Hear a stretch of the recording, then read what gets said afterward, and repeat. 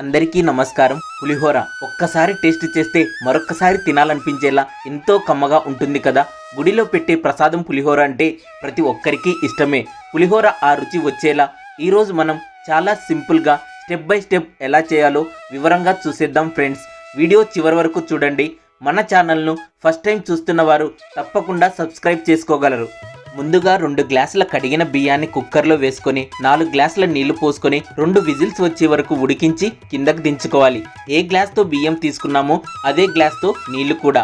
అన్నం ఉడికేలోపు పెద్ద నిమ్మకాయ సైజు చింతపండును గిన్నెలో ఉంచి నీళ్లు పోసి నానబెట్టుకోవాలి. చింతపండు త్వరగా నానాలి అంటే వేడి నీళ్లు వేసుకోవచ్చు. అన్నం ఉడికిన తర్వాత కుక్కర్ కిందకు దించుకొని మూత తీసి అన్నాన్ని ఒక గిన్నెలోకి వేసుకోవాలి. అన్నం వేడిగా ఉన్నప్పుడే ఇందులోకి ఒక అర స్పూన్ ఉప్పు, పావు స్పూన్ పసుపు, కొద్దిగా కరివేపాకు, 2 స్పూన్ల నువ్వుల నూనె వేసి కలుపుకోవాలి. నువ్వుల నూనె లేకపోతే రోజు వాడే వంట నూనె వేసుకోవచ్చు. నువ్వుల నూనె అయితే ఈ పులిహోర రుచి చాలా బాగుంటుంది. వేడి మీద అన్నం కలుపుతున్నాం కాబట్టి అన్నం ముద్దలా కాకుండా నెమ్మదిగా కలుపుకోవాలి. ఇలా కలుపుకున్న తర్వాత పక్కన పెట్టుకొని చల్లారనివ్వాలి. ఇప్పుడు స్టవ్ పై కడాయి పెట్టి 2 స్పూన్ల నువ్వులు వేసి అర నిమిషం పాటు సన్నని మంటపై వేగనివ్వాలి. ఇవి చల్లారిన తర్వాత దంచుకుని లేదా మిక్సీ గిన్నెలో వేసి మిక్సీ పట్టుకొని పొడిగా చేసుకొని పక్కన పెట్టుకోవాలి. తర్వాత మిక్సీ గిన్నెలో 3 ఎండుమిర్చి, కట్ చేసుకున్న ఇంచు అల్లం, అర స్పూన్ ఆవాలు, చిటికెడు పసుపు, కొద్దిగా ఉప్పు వేసి కొద్దిగా నీళ్లు పోసి మెత్తగా పేస్టులా మిక్సీ పట్టుకోవాలి. రోట్లో అయినా దంచుకోవచ్చు. మిక్సీ పట్టుకున్నాక పక్కన పెట్టుకోవాలి. ఇప్పుడు పులిహోరలోకి పోపు ఎలా పెట్టాలో చూద్దాం. స్టవ్ ఆన్ చేసి కడాయి పెట్టి 5 స్పూన్ల నువ్వుల నూనె లేదా వంట నూనె వేసుకొని నూనె కాస్త వేడెక్కిన తర్వాత 3 స్పూన్ల పల్లీలు వేసి వేగనివ్వాలి.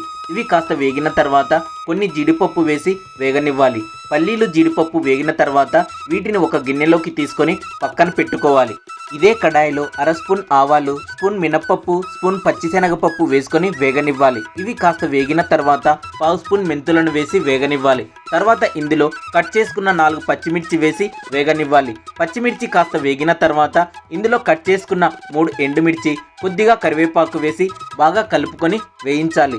తర్వాత ఇందులో కొద్దిగా ఇంగు వేసి కలుపుకొని స్టవ్ ఆఫ్ చేసుకోవాలి. తర్వాత స్టవ్ పై మరో కడాయి లేదా గిన్నె పెట్టి ఇందులో 2 స్పూన్ల నూనె వేసుకొని నానబెట్టుకున్న చింతపండు నుండి తీసుకున్న ఇలా చిక్కని 1 కప్పు చింతపండు గుజ్జును వేసుకొని కలుపుకోవాలి.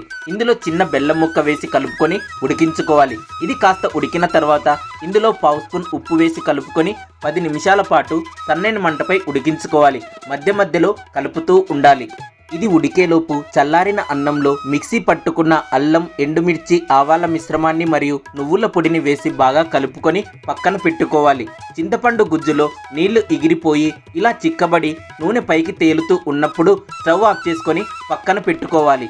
ఇప్పుడు అన్నంలో ముందు పెట్టుకున్న పోపును వేసి బాగా కలుపుకోవాలి. ఈ పోపు అంతా అన్నానికి బాగా పట్టేలా కలుపుకోవాలి. ఇలా కలుపుకున్న తర్వాత ఉడికించిన చింతపండు గుజ్జును ఇందులో వేసి బాగా కలుపుకోవాలి.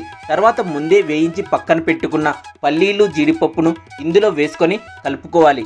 ఉప్పు సరిపోలేదు అనుకుంటే ఇలా కలుపుకునేటప్పుడు వేసుకొని కలుపుకోవచ్చు. అలాగే ఇలా బాగా కలుపుకున్న తర్వాత ఒక అరగంట లేదా గంట సేపు పక్కన ఉంచి తర్వాత సర్వ్ చేసుకుంటే పులిహోర రుచి అద్భుతంగా ఉంటుంది. కమ్మని పులిహోర రెడీ. ఈ వీడియో మీకు నచ్చితే లైక్, కామెంట్ చేయండి. మరిన్ని అద్భుతమైన వంటల తయారీ విధానం కోసం మన ఛానల్ను వెంటనే సబ్స్క్రైబ్ చేసుకోగలరు. Thank you.